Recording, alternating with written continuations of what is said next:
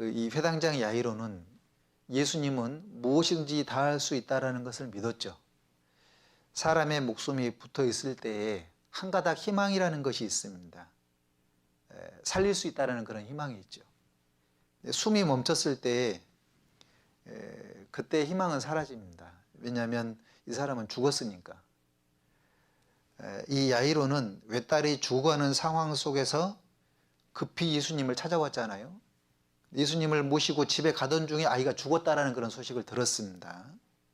그런데도 이 야이로는 발걸음을 멈추지 않고 끝까지 예수님과 함께 집으로 갔습니다.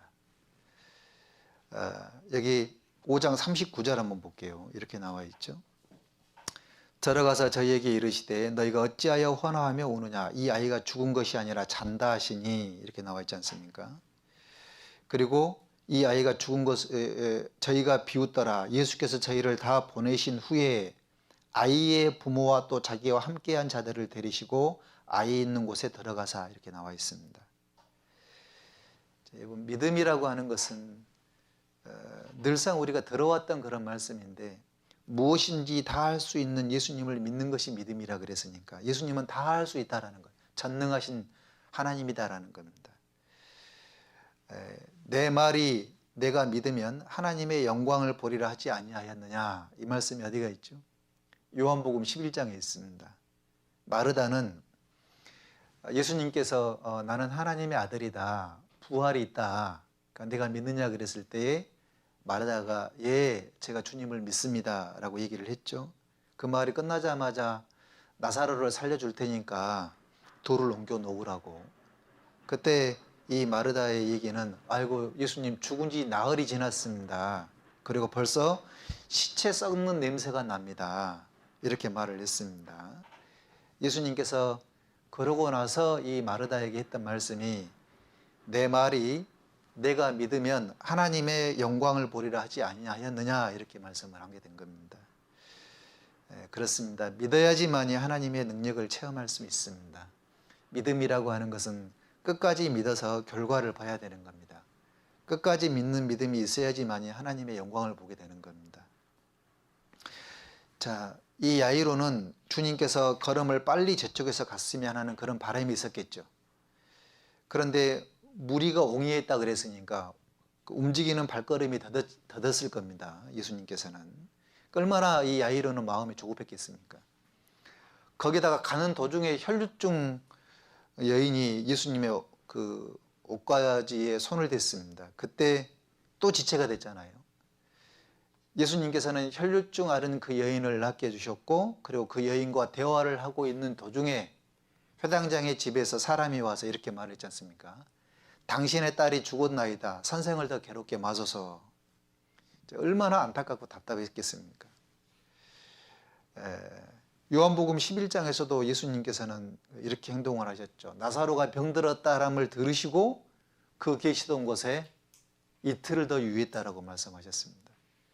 주님이 가시겠다라고 하셨을 때에는 어떤 지체된 그런 상황이 생기더라도 실망하지 않아야 될 것을 우리에게 교훈해 주고 있죠.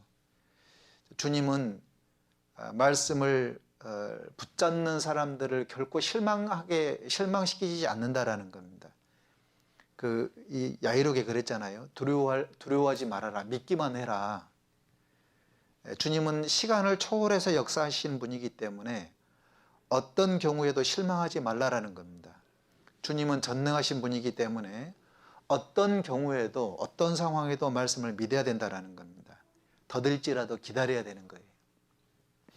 아브라함에게는 하나님께서 자식을 주시겠다라고 약속을 했습니다. 그 약속을 받았죠. 그 약속이 지체가 되었지만 아브라함은 끝까지 믿음으로 말미암아 그 약속을 받게 됩니다. 갈대아 우르에서 떠나서 가나안 땅까지 갈 때 그때 나이가 75세였습니다. 약속해 주신 말씀의 응답이 25년 후가 됐던 100세에 그것이 이루어지게 된 거죠. 우여곡절 끝에 하나님의 약속을 받게 된 겁니다. 창세기 여기 접어놓으시고 17장을 한번 보겠습니다. 17장 1절. 아브라함의 90세 때에 여호와께서 아브라함에게 나타나서 그에게 이르시되 나는 전능한 하나님이라 너는 내 앞에서 행하여 완전하라. 자, 여기 보시면 주목해야 될 구절이 너는 내 앞에서라고 나와 있죠. 아브라함 너는 하나님 앞에서라고 말씀하셨는데 더 이상 비겁하게 뒤에서 머뭇머뭇거리지 말아라. 사람 앞에서 신앙생활하지 말고 하나님 앞에서 해라라는 겁니다. 하나님 앞에서 전능하신 하나님을 믿으라라는 거죠.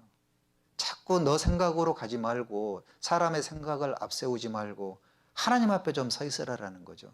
그리고 너는 내 앞에서 행하여 완전하라 그랬죠. 그동안 하나님 앞에서 온전히 행하지 못했음을 깨우쳐 주고 있는 겁니다. 너는 내 하나님 앞에서 믿음으로 행하여 완전하라라는 겁니다.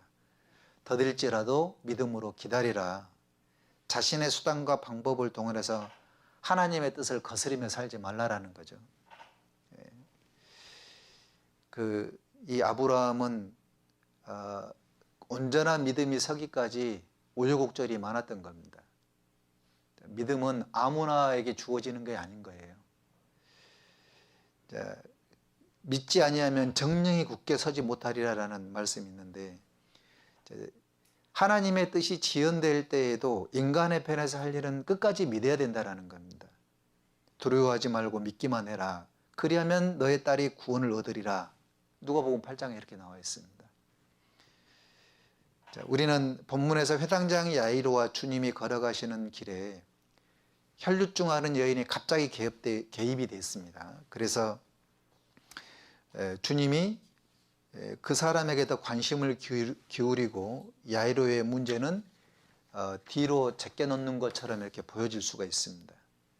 한시가 급했던 이 야이로였기 때문에 그러나 이런 걸 봤을 때 주님은 주님의 시간대에 주님께서 일하신다라는 거죠. 상황 때문에 실망하지 말아야 되고 초조하지 말아야 됩니다. 우리의 삶 속에서 개입되는 사람을 인하여 분해하지 말고 또 시기하지도 말아야 될 것을 교훈해 주고 있습니다. 시편 37편에 그런 말씀이 있죠. 요약해 보면 성실하게 자기 일을 하면서 주의 인도하심과 역사하심을 기다리라. 그게 시편 37편에 요약된 말씀입니다. 주님과 다윗 사이에 사울이 개입됐습니다. 그 모든 것이 결국 찬송으로 바뀌었죠. 요셉과 주님 사이에 형제들이 끼어들었지만 그것이 축복이 되었습니다. 그리고 요셉과 주님 사이에 보디발의 아내가 개입되었지만 결국은 축복으로 바꿔줬습니다. 우리의 삶 속에서 누가 끼어들었던 그것을 믿음으로 받아들여야 됩니다. 주님은 전능하신 분이시기 때문에 우리의 삶 가운데 절대 손해를 보게 하지 않으신다라는 겁니다. 우리의 인생 중에 다른 사람들이 끼어들어서 그 사람이 더 큰 은총을 받는 것처럼 보여도 우리는 거기에 대해서 시기 질투하지 말아야 된다. 그 사람은 그 사람대로 주님이 인도하심이 있고 나는 나대로 하나님께서 인도하심이 있다라는 겁니다. 예수님은 모든 사람의 구주가 되시는 것뿐만 아니라 모든 사람의 인도자가 되시는 거죠. 그래서 창세기 50장 20절에 하나님께서 이 요셉이 그 형들에게 이렇게 말씀했죠. 당신들은 나를 해하려 하였지만 하나님은 그것을 선으로 바꾸사 오늘과 같이 만민의 생명을 구원하게 하시려고 하였나니 라는 그런 말씀이 있죠. 하나님께서는 그것을 선으로 바꾸사라고 말씀하셨습니다. 결국 하나님께서는 선으로 바꾸시는 분이시다. 모든 것이 협력하여 선을 이루어 가시는 분이 주님이시다라는 겁니다. 그런 것을 봤을 때에 그 야이로는 회당장 야이로는 딸을 사랑하는 그런 그 사랑하는 불타는 사랑이 너무 컸던 사람이었고 또 더딜지라도 그걸 끝까지 믿어서 결과를 봤던 사람이었고 예수님과 그 자기 사이에 다른 사람이 개입했지만 그 개입했던 것을 초조하지 않고 불안해하지 않았다라는 거.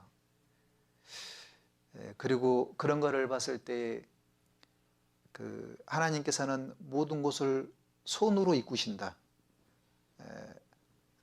로마서 8장에 나와 있는 것처럼 하나님을 사랑하는 자, 그 뜻대로 부르심을 입은 자들에게는 모든 것이 협력하여 선을 이룬다라는 선하신 하나님을 믿어야 된다라는 거예요.